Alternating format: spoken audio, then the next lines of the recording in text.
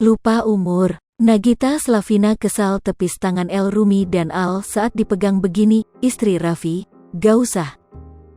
Aksi Nagita Slavina tolak tangannya dicium El Rumi dan Al bikin istri Raffi Ahmad tuai sorotan.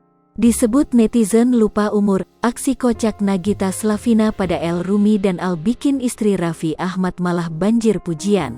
Kelakuan Nagita Slavina istri Raffi Ahmad pada El Rumi dan Al disebut cerminan dari kebanyakan ibu-ibu saat ini. Momen ini terekam saat El Rumi dan Al datang ke rumah Nagita Slavina dan Raffi Ahmad. Awalnya terlihat El dan Al yang tengah duduk di sofa ruang tamu. Kemudian Nagita Slavina sebagai tuan rumah pun datang.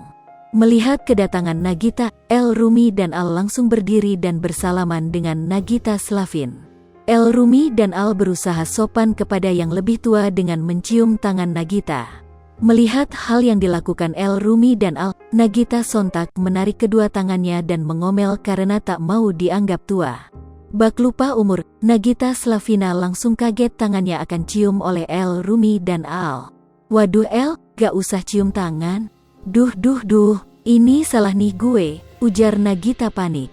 Melihat sikap Nagita, El lantas tertawa dan menjelaskan bahwa Nagita adalah teman orang tuanya sehingga merupakan kewajiban bagi mereka untuk mencium tangan Nagita ketika bersalaman. Kan temennya bunda, kan sama ayah tuh setiap temennya ayah sama bunda harus cium tangan, sama manggilnya om dan tante, kayak tante Gigi, jelas El Rumi. Tak sampai di situ, saat akan pulang pun Nagita kembali mengingatkan El dan Al untuk tidak memanggilnya tante lagi dan memilih bersalaman dengan gaya cipika-cipiki.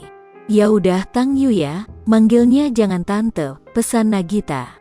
Unggahan itu lantas turut menarik perhatian netizen. Banyak dari netter yang sependapat dengan Nagita yang tak senang jika dipanggil dengan sebutan tante walau usia sudah tak lagi muda.